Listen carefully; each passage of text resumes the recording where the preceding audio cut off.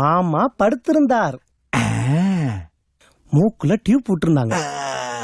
ஞாபகம் இருக்கா இல்லையா? நீங்க சொன்னீங்க மாமா யார் வந்திருக்காங்க பாருன்னு கேட்டீங்க. மெதுவா மாமா கண்ணை திறந்தாரா?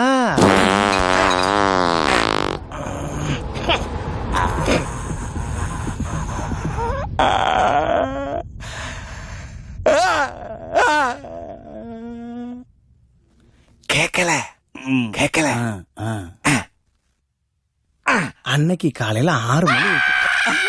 அவனை கொல்றா, சும்மா விடாதடா. கரீஞ்சனுக்கு பிறந்தவனே. ஏடா கொசுவ நசுக்க தெரியுது, குசுவ நசுக்க தெரியலையா?